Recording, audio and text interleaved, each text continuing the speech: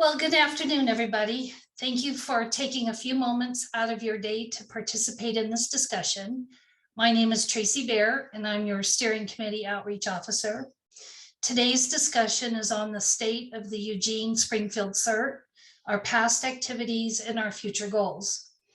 Our speaker today is Andy Davis, who is our Steering Committee Chair.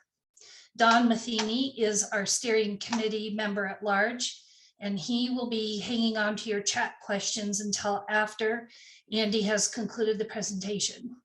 And as Don mentioned earlier, please make sure your microphone is muted.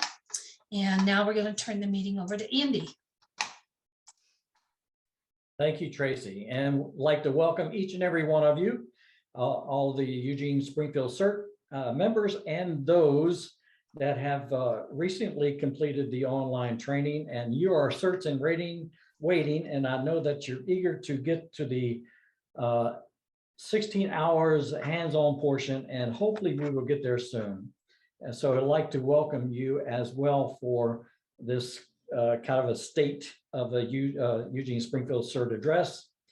I'm sure many of you probably have been saying to yourself or to others, what is the story with Eugene Springfield CERT program? What are we doing? And so hopefully we can share some things that we have done and what we hope to do in the future. And I know many of you have probably been voicing that question yourself. Prior to COVID, we were kind of building. We were doing classes at the Fire Training Center there at 2nd and Chambers. We had a very successful fall CERT basic class at the end of 2019. Also, we partnered with Eugene Water and Electric Board, EWEB, to staff the emergency wells, be staffed by the CERTs. We were working on that and trying to figure out how that would look. And then all of a sudden we got hit in January of 2020 with COVID-19. And that just threw a wrench into everything. It kind of just, everything dropped. But it did not stop us. We may have canceled all in-person training, but it did not stop us, anything like that, because Tracy was sending out many emails encouraging you and other CERTs to continue your CERT online training with independent studies through FEMA. We also encouraged all CERTs to take the points of distribution course through FEMA, the IS-26, and actually just do as many of those courses as you can online at your own pace to give you things to do and keep your training skills up. We also, Tracy also sent out emails encouraging the CERT body to attend FEMA webinars that were coming up, being available to all CERTs and everyone dealing with emergency management. So we're trying to keep you active in further training and further discussions to see what other people around the country, other CERTs were doing through webinars and so forth. We also did we partnered with the City Emergency Management of Eugene, and we partnered with them to pass out personal protection equipment from January to March of this year. Many of you volunteered to participate in that operation of passing out the personal protection equipment. So you remember how cold it was and how rainy it was, and we appreciate all the efforts that you did in helping your community by passing out the personal protection equipment. We also were able to this year in August to partner with Willamette Lane and participate with the Children's Celebration. We also in October partnered with Jerry's and participated with their safety day in October. And we also, during this time period, we developed and we established the development and establishment of the Eugene Emergency Communications Network, which some of you are participate with with your skills of being a ham radio operator. Also, this year on October 23rd, the Saturday following the Great American Shakeout, we had a citywide emergency communications exercise that went very well. Many of you here with your Map Your Neighborhood teams or your damage assessment survey teams participated in that communications exercise. So even though pandemic did hit, we did not sit on our rumps and in our pajamas and watch reruns of shows on TV and eat chocolates and chips. We were quite busy. We have some future goals. We are anticipating a return to in-person training at the Fire Training Center in Second Chambers. And we hope that this will take place the last Tuesday and Thursday of March and the first Saturday of April. So hopefully that will go. We also were anticipating of returning to in-person first Wednesday CERT continuing education classes. We used to do that, and so we hope to have this to continue to be a viable continuing education for CERTs, and that was on the first Wednesday of each month, and we're going to go from, correct me if I'm wrong, but I think we're going to go from time of 5:30 to, no, 5 to 7:30. Is that correct? I think that's what we were talking about, 5 to 7:30 on the first Wednesday of each month. If that time is not correct, let me know. We are also wanting to plan throughout this new coming year to have 2 Saturdays to have the management, traffic and crowd management course. It's a 4-hour CERT course on dealing with crowd and traffic management. So we want to have 2 Saturdays for that class. And then we want to do a CERT course on emergency communications, which is another 4-hour course. And we will take 2 other Saturdays to do that course as well. So with those 4 Saturdays and plus throwing in a couple of the 16-hour hands-on CERT basic training, which will take a couple Saturdays, our 2022 is filling up very quickly for training. So hopefully all those training schedules we can make happen for 2022. We also have opportunities for each one of you in 2022 as to be a CERT instructor. If you were a teacher in the past, or you've always would like to be an instructor and stand up in front of a class of some new CERTs, we welcome you. There is some additional training that you need to take, which will be a course through FEMA, which is Train the Trainer. I do believe that they have, or they are working on, or they may have it already, that class, Train the Trainer class online. I heard some talk about that, so that may be available online. So that's an opportunity for you to be a CERT instructor.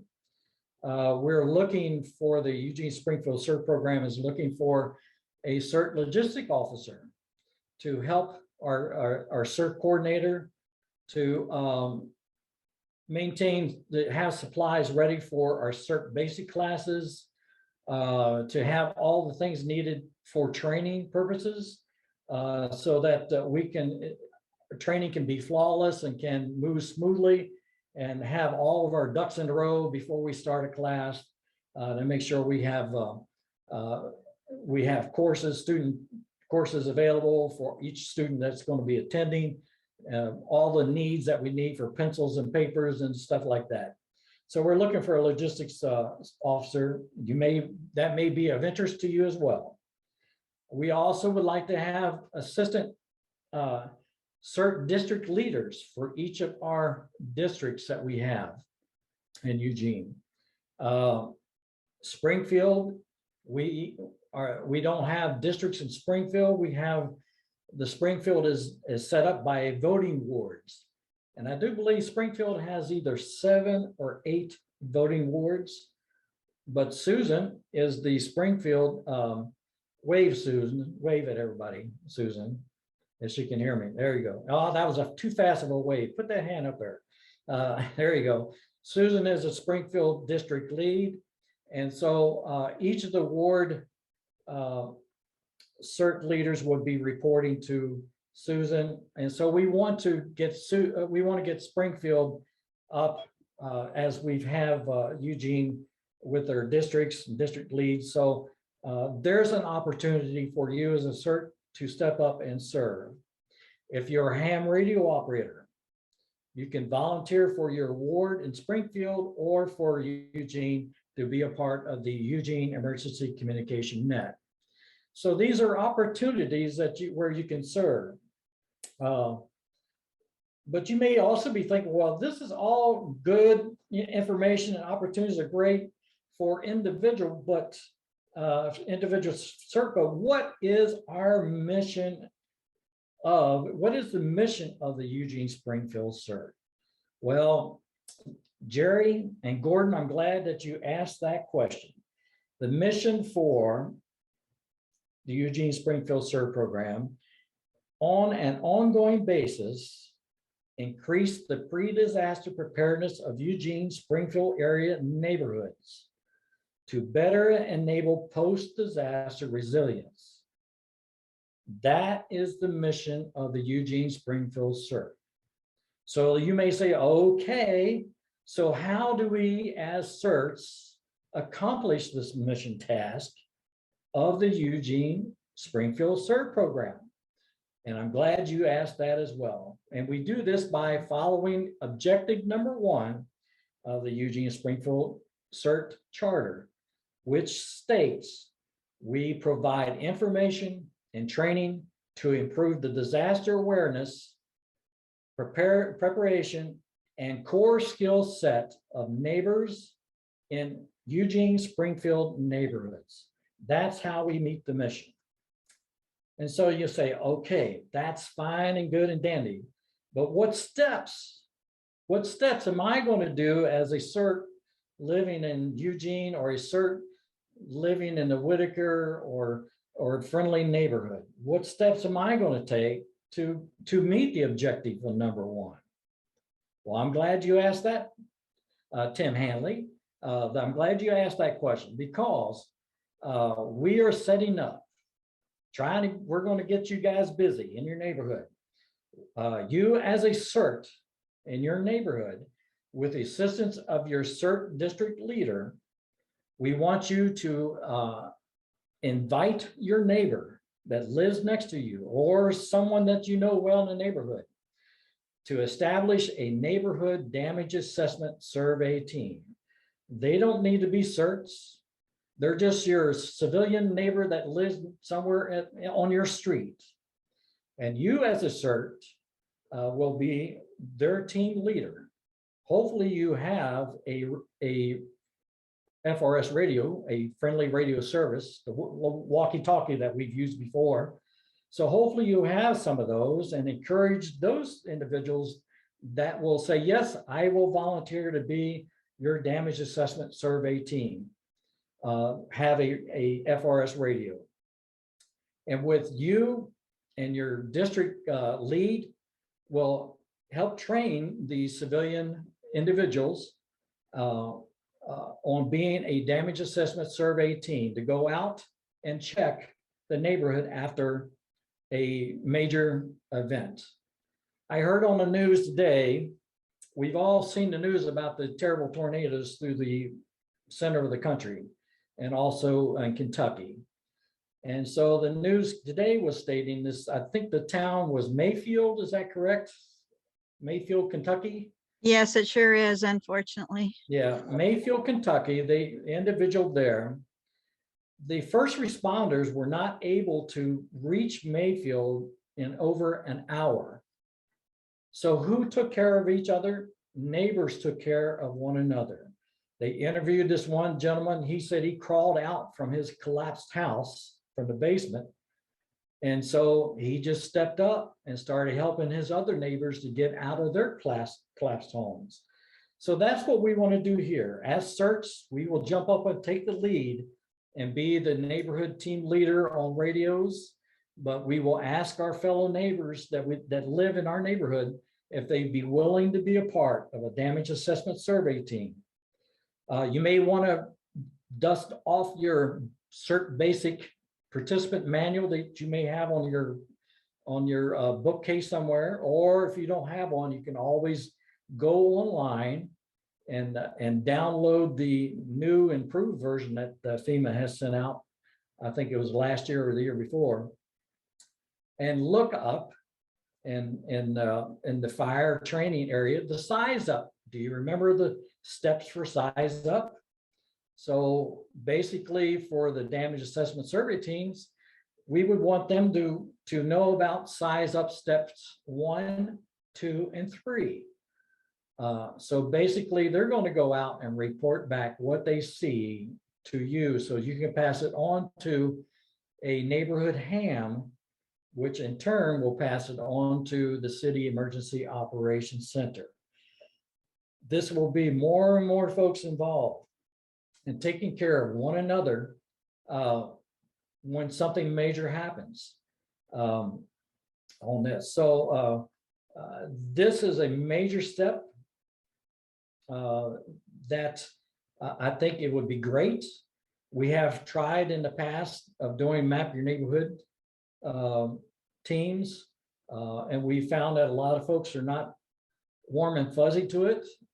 But if we can have just 2 people say, yes, I'll volunteer to be on your damage assessment team, you have 1 team, and then maybe you can find another team.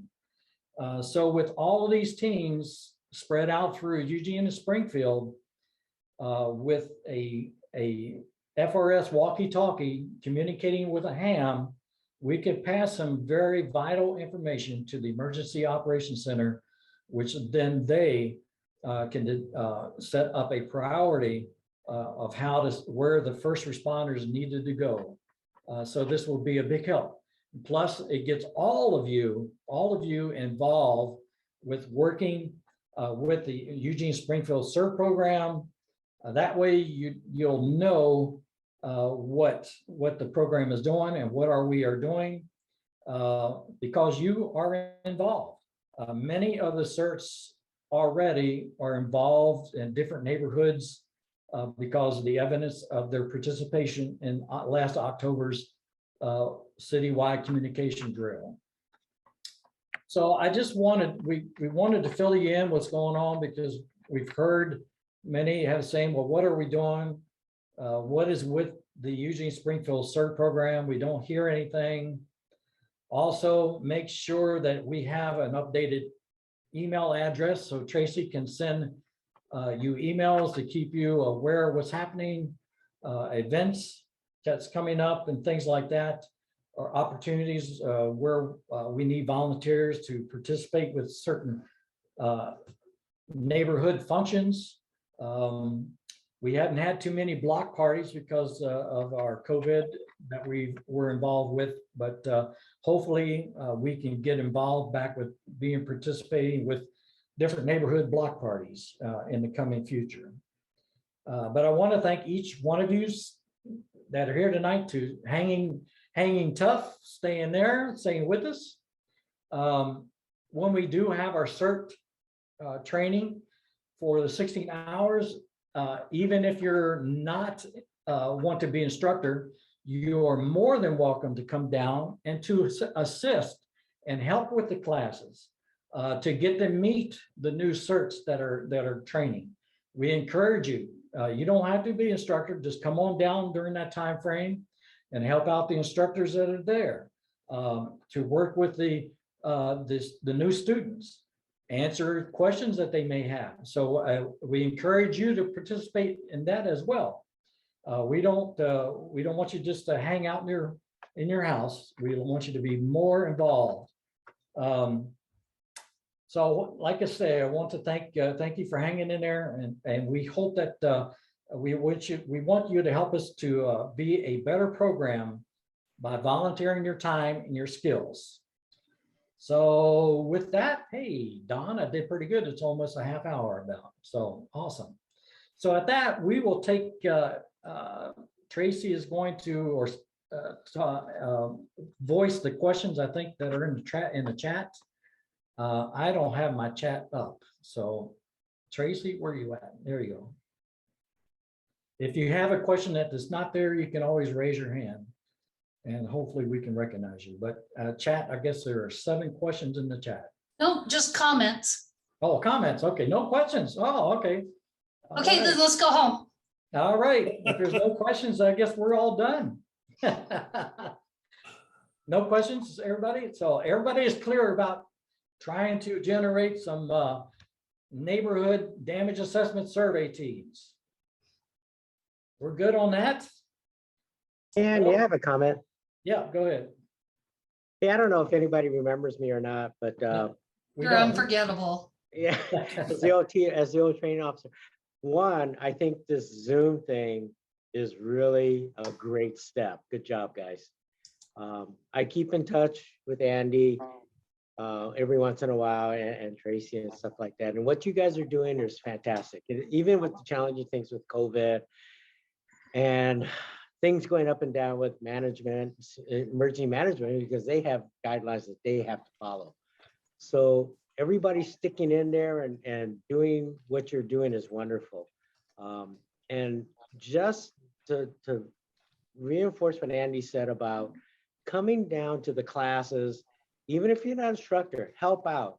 It not only does it show strength in the community, but it also fine tunes your learned abilities that you did in class whenever. It's like a reinforcement. So it's a win-win for everybody, plus it gets you out of the house. And it'd be a good time. You know, you got to think about it. You want to make this fun too. You always making an enjoyable experience. So that was all I had to say. But I was great seeing you all. Thank you, Earl. Cher asked the question, how can I get some neighbors here involved? That's a good question. And the thing of it is, you know, what I did was in my neighborhood, I typed up a little letter. And the letter I typed up, they know who my name is. Of course, I live right next to them. But I did tell them that I volunteer with the city as a community emergency response team member. And I said, just basically said that we are trying to start up some damage assessment survey teams that in a time of a disaster, we would want to help out our fellow neighbors. And we can do that by after a major event, walking our neighborhood and checking for damage and reporting back. I'm sure many of you, while driving in your vehicle, either I-5 or somewhere, have passed an auto accident or something happened on the highway. And when you got back home, you basically retold what you saw while you were driving, whether it was an accident or something great. When you got back home, you told people what you saw. Basically, the damage assessment survey teams are going to be doing the same thing. They're going to pass what they saw in their travels as they walk to you as the radio team leader for the group. They're going to pass that on to you, and then you just pass it on up. So that's how you do it. As for practice, we can work on that. You can do some practice. I can send you some fake damage assessment script And then I can give it to you, and you can maybe tape it on a telephone pole in a red color. And as they walk by, they can see this red envelope and they can open it up and then they can read it back to you. So, something like that, that can be used for training. And then hopefully by October 2022, whatever the date will be, the Saturday following the Great American Shakeout, we are going to have another citywide emergency communication exercise, and your team will be able to participate in that exercise.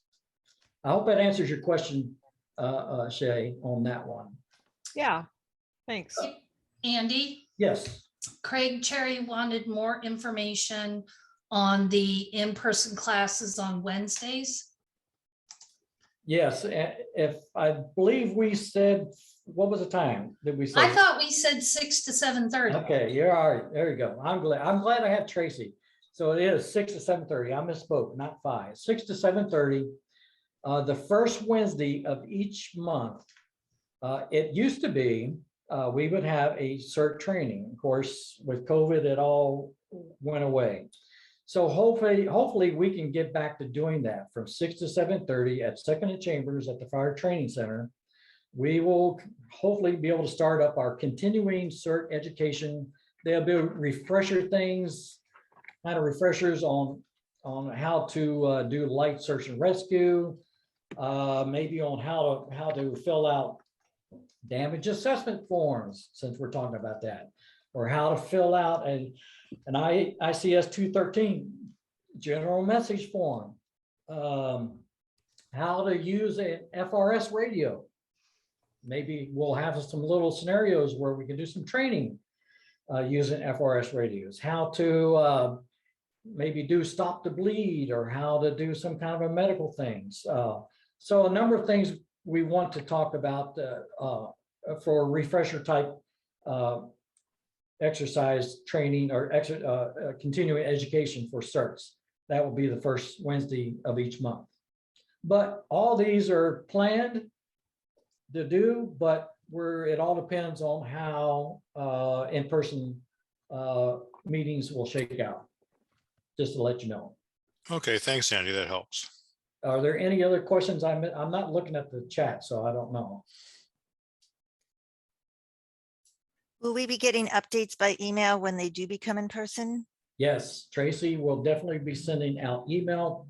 She has like an email group that she sends out that has all you folks in there. So yes, it's kind of like a broadcast email that she sends out. When you Nia had a question. She wants to know what kind of liability waiver might be needed to use for damage assessment team recruitment. Okay, well, for that situation, I do believe it falls under, for them, it would fall under the Good Samaritan rule. And Patience, I see Patience is there. She may, I may pick on her if she could maybe work on that. I know that I have heard rumors that if a person, a civilian person, knows that somebody was injured or somebody was injured and they did not render aid, that they could actually be sued for not stepping in and helping. I've heard that. That's a possibility, but for this is a good question about, hopefully, I don't know, Patience, what do you say? Sure, and I just I want to say hi to everybody, all the familiar faces. And I see Carrie Carl on too, so in case she wanted to chime in, I'm happy to, but I'd like to defer to Eugene Emergency Management first. Oh, I didn't know Carrie was there. Good. But I also don't want to put her on the spot. I think My you camera said- isn't working, but since I've been in this emergency manager role for 1 month, and I know Patience, you have a long experience, I'll let you go ahead and then I'll jump in if I have additional components. But for on the liability waiver component, what I would say is they don't necessarily have to sign a liability waiver to get training, but on the day that they would actually deploy in the event of an incident, we would be looking for that volunteer participation component, which we could do as an activation once CERT is activated. So then you can recruit volunteers in that time while we have an incident happening where folks are responding and supporting, and then they could be filling out a waiver at that time to participate for damage assessment. Does Thank that go Yeah. along with what you're thinking, patients? Sure, I would just say the caveat here is within the first hours, the early on hours, the expectation, and you'll learn this if you haven't been through CERT training, is really you're the first on scene when you walk out of your house, and you can do the windshield survey on your block and then inform first responders about here's what I see. And by going through the damage assessment training, you will have a better understanding of the information that first responders are going to be looking for or need to help make their job a lot easier. For example, you have 5 houses on your street and you go through and you assess all 5 houses, and you know how many people are trapped, who needs most immediate life safety attention, where the walking wounded may be, and then what homes have been impacted. So where Carrie is talking about signing liability waivers, and that's really sending you out as teams. Like, we've directed you as a city or a county to work for us to do damage assessment, and you're working on our behalf. But there's that first in piece that Andy's talking about, where I'm helping my neighbors and I'm helping first responders within the auspices of my training and what I understand for damage assessment to inform first responders when they arrive on scene. Is that helpful? Yes, Very good. thank you very much. Mhm. Thank you, Carrie. I didn't know you were here. Of course, I didn't go to see who was in page 2. I was hiding. You have quite the Ah. crowd, Andy. You draw. Thank you, patients. That will just need to be explained to any people that want to help. Thank you so much. Okay. Andy, I have can you hear me? It's Karen Myers. Hi, Karen. Hi, Hi. I'm right next to you on my screen.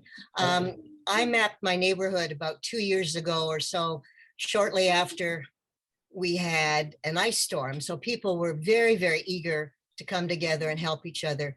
And since weather patterns seem to be changing pretty drastically, I think more and more people are eager to get involved in something like this. So I don't know if you have a schedule for your Wednesday program, but I would highly recommend that we do something about these assessment teams, the neighborhood damage assessment teams early on. I mean, if the icy weather was anything like it was this morning, we're going to get more of that. I think we might see a greater need now than maybe ever before to have these teams in place. So I would highly recommend that become a priority on these Wednesday programs.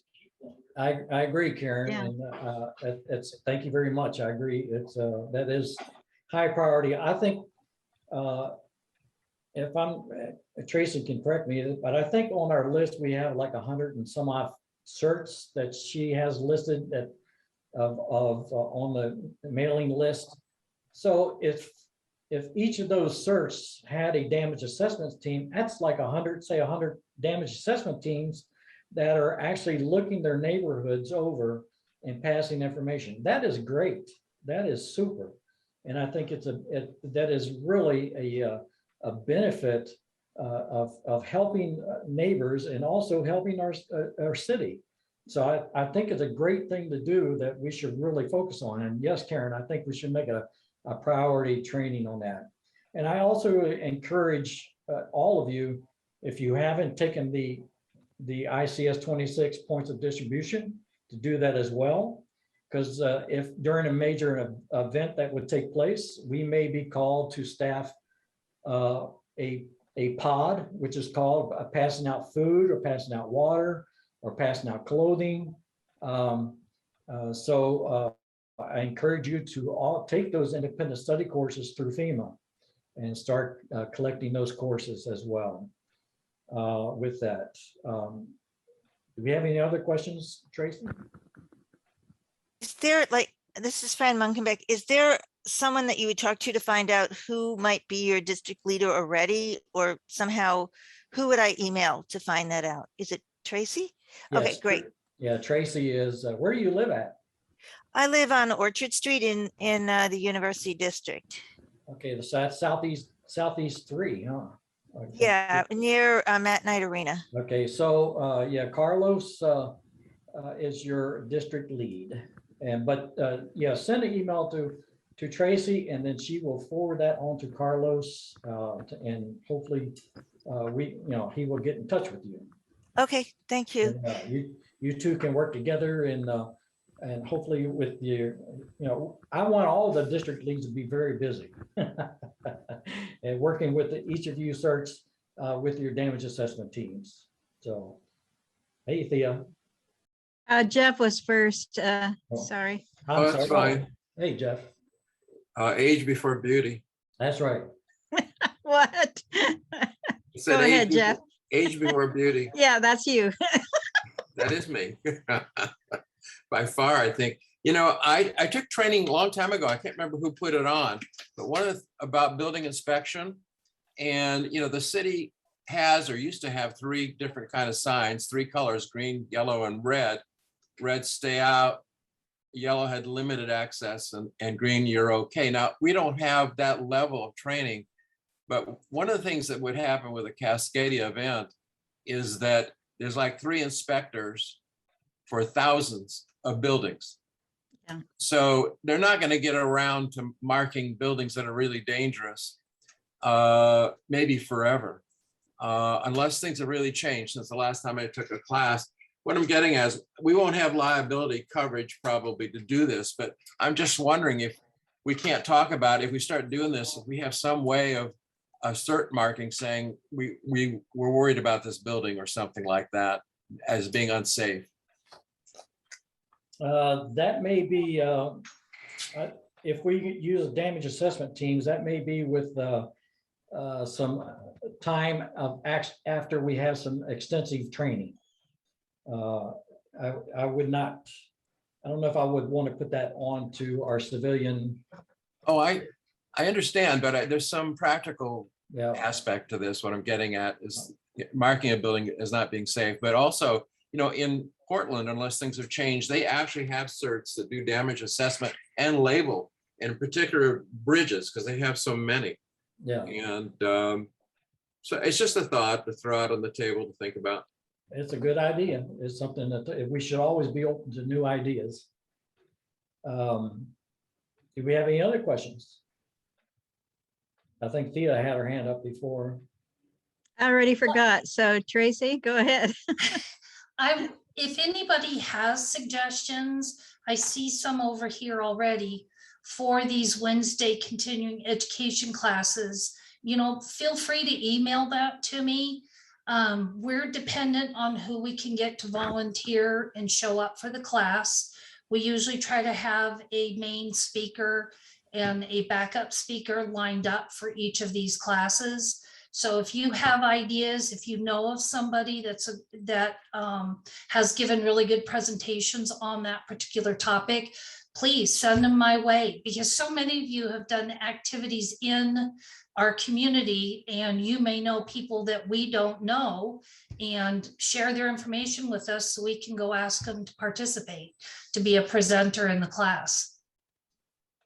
Okay.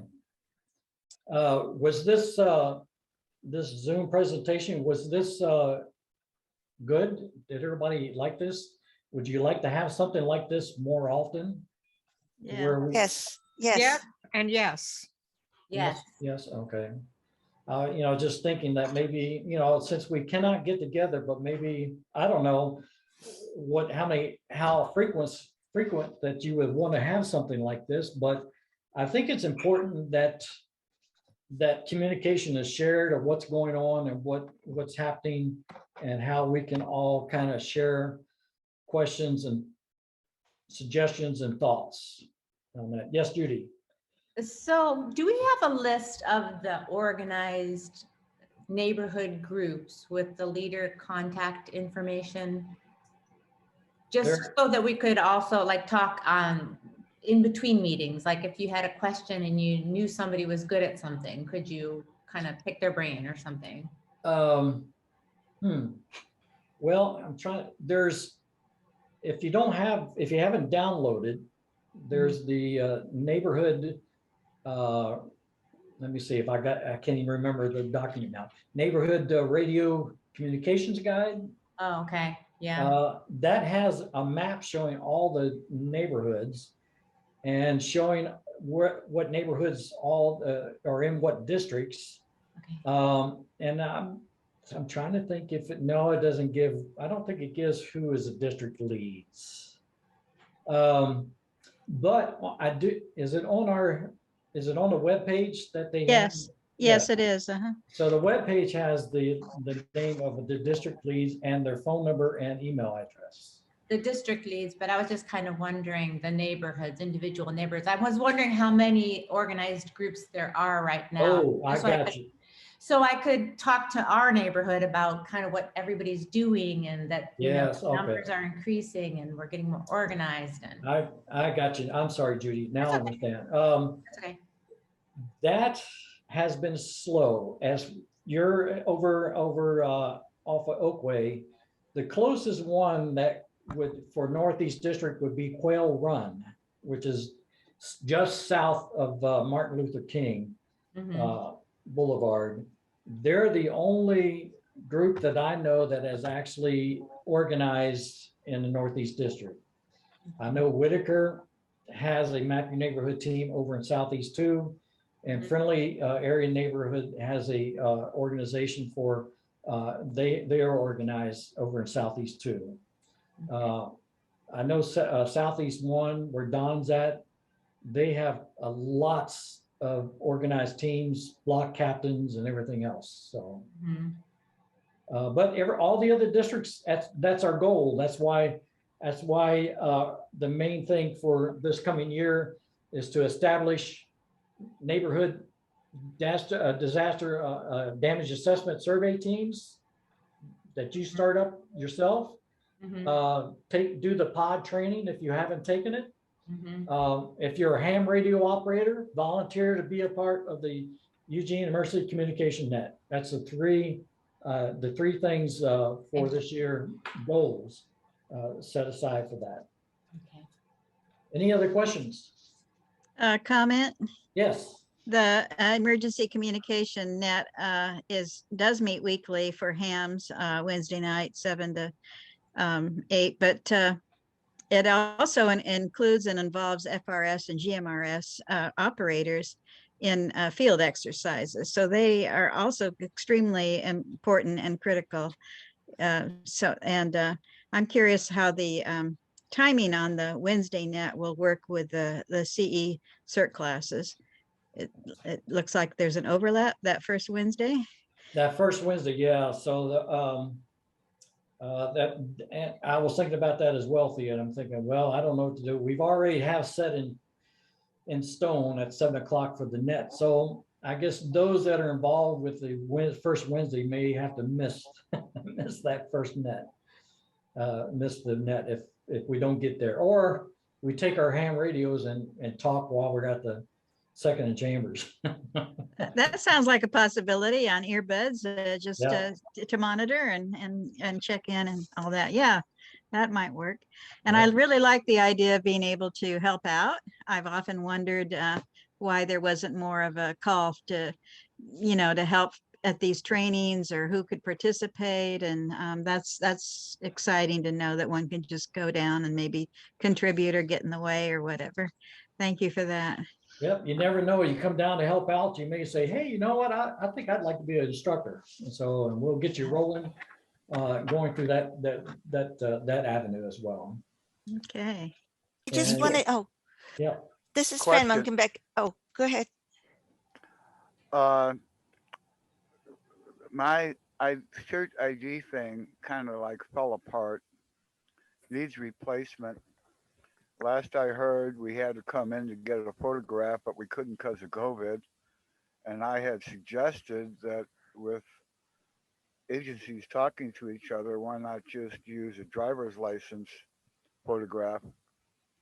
And I just happened to renew mine, so it reminded me.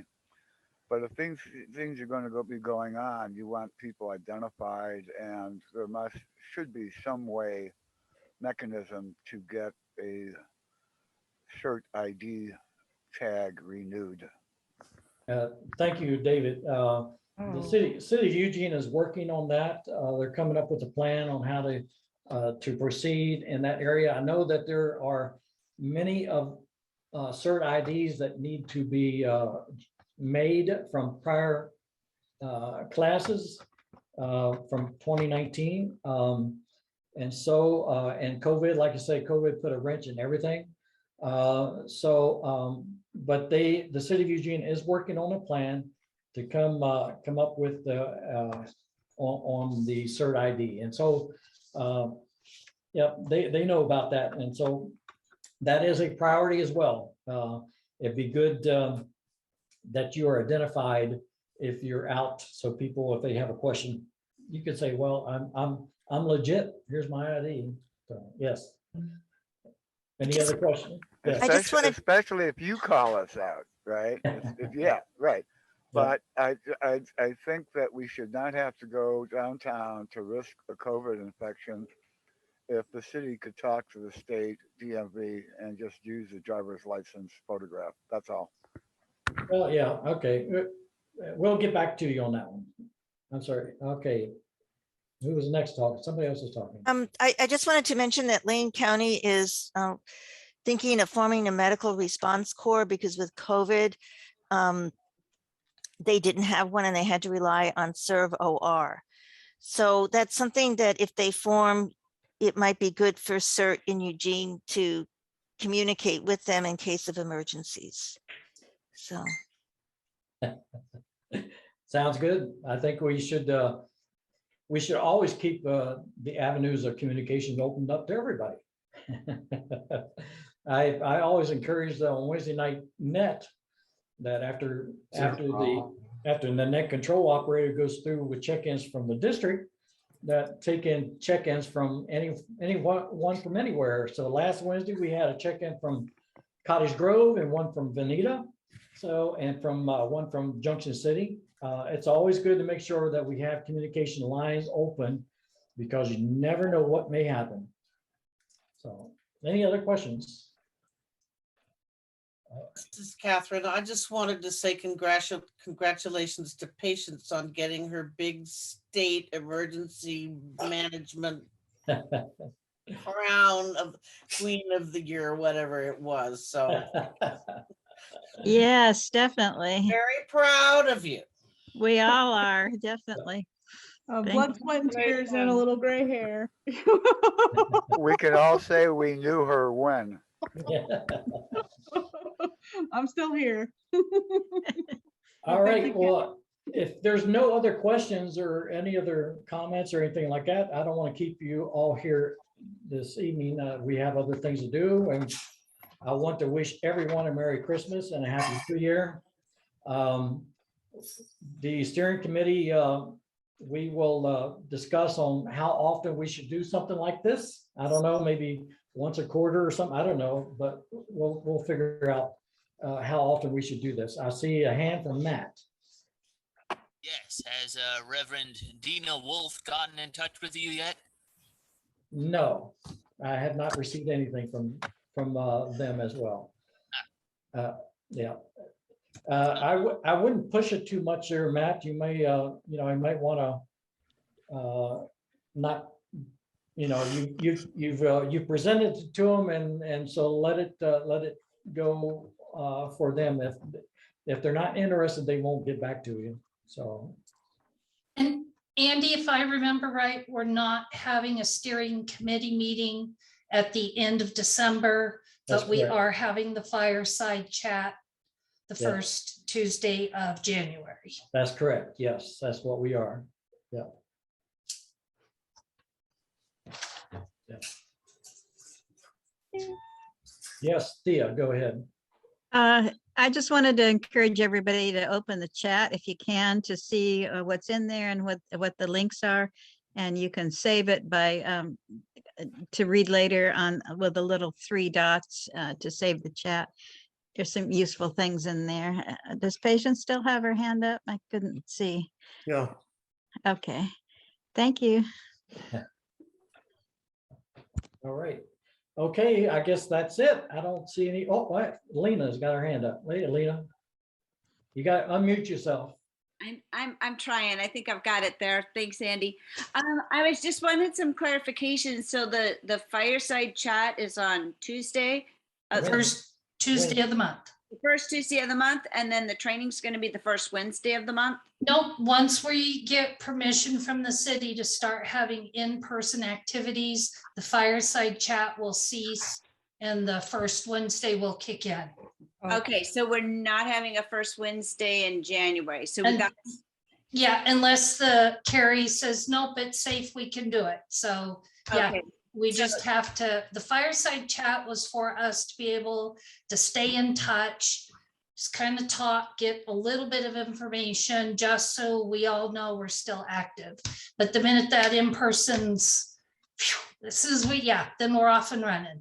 okay, that's perfect clarification. Thank you. That's exactly what I needed. Okay, Anyone else? I think we're done. Oh, patience. Patience is Yeah. patient. I just had one clarifying question. Are you planning on offering virtual meetings into the new year of any kind, or are you going to go all back in person? Meetings like this? Yes. Yeah, well, we probably will do this until, this seems to work out, I guess, pretty well. We can keep doing this. That way everybody can stay at home and we don't, they can be in their pajamas and we don't even know. So yeah, we could continue to do this. But we hopefully we can get back to in-person training. Like Karen was talking about, to really do some training for the damage assessment survey teams. You know, what we want each of you CERTs to actually start up, you know. It's kind of bad. We don't want to ask you to do something and then not give you training on how to do it. And that makes it kind of difficult. So we want to give you the skills and also give you the what is needed to start a team. So that's why I said, look back in your old CERT basic manual, look at the size up. We're concerned about steps 1, 2, and 3 in the size up. Maybe read over the unit that talks about light search and rescue. So you as a CERT, you can share that information with your civilian neighbors to that way they will be aware of what to do and what not to do. So it'd be good information. Any other questions? I guess we're done. I don't see. Thank you. Thank you, everybody. All right. Merry Christmas and Happy New Year to y'all. Merry Christmas. Bye. Happy holidays. Bye-bye. Bye-bye. Bye.